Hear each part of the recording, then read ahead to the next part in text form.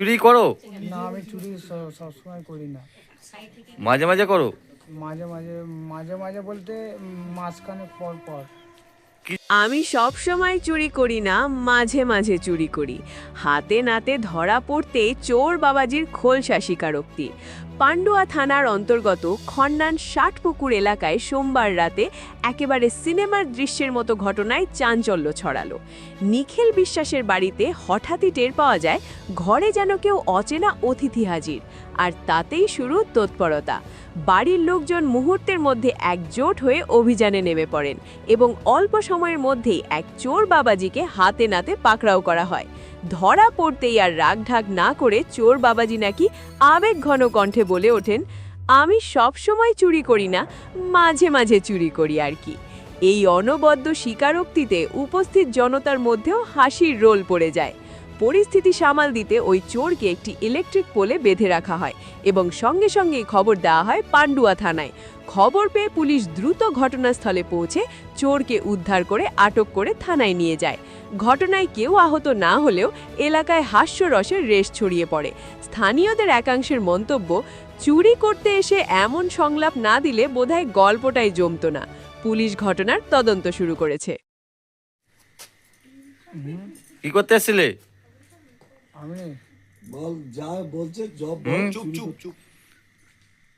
আমি দেখতে এসেছিলাম, কি দেখতে এসেছিলে? বাড়িটা দেখতে এসেছিলাম। এরা তো বলছে চুরি করতে এসেছিল। হ্যাঁ, চুরি করতে দিনের বেলায় দেখতে এসেছিলাম। আর এখন কি করতে এসছো? এখনো এখনো করতে এসেছিলাম, কি করতে? চুরি করতে এসেছিলাম। চুরি করে কোথায় টাকা পয়সা চুরি করতে এসেছিলে? তুমি কি চুরি করো? না, আমি চুরি সবসময় করি না। মাঝে মাঝে করো? মাঝে মাঝে, মাঝে মাঝে বলতে মাসখানেক পর পর।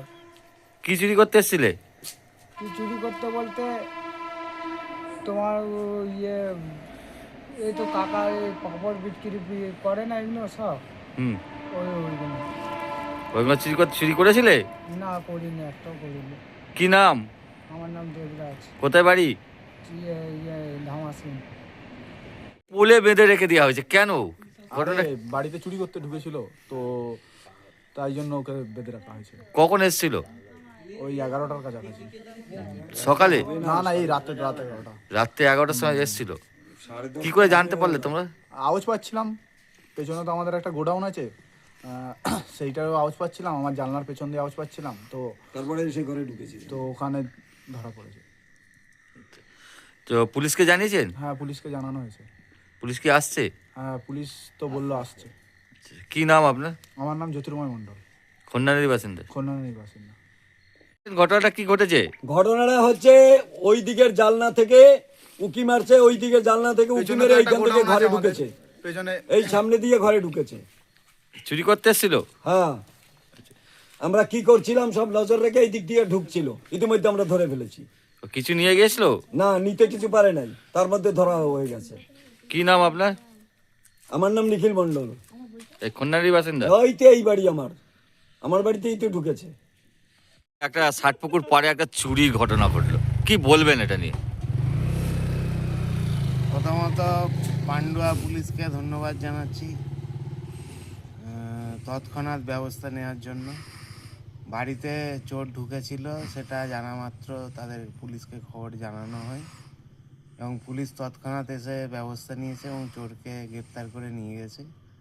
এর জন্য পান্ডুয়া পুলিশকে ধন্যবাদ জানাচ্ছি এবং তার সাথে সাথে এলাকার মানুষ যারা এই ব্যাপারটা সচেতনভাবে প্রতিবাদে এবং প্রতিরোধে অংশগ্রহণ করছেন তাদের সকলকে আন্তরিকভাবে কৃতজ্ঞতা ও ধন্যবাদ জানাই। এই ভর সন্ধ্যায় চুরি, কি বলবেন এটা নিয়ে? শীতকালে এখন যেহেতু ঠান্ডা বেশি, ভর সন্ধ্যাতেও এখন মানুষ যেহেতু শীতে কাতর হয়ে পড়েছে, এই এলাকার মানুষ বা সমগ্র জায়গায় খেটে খাওয়া মানুষ যারা, তারা ভর সন্ধ্যাতেই ঘুমিয়ে পড়েন বা ঘরে ঢুকে পড়েন। সেইখানে চোরেরা এরকম সুযোগের অপেক্ষায় থাকে চুরি করার জন্য।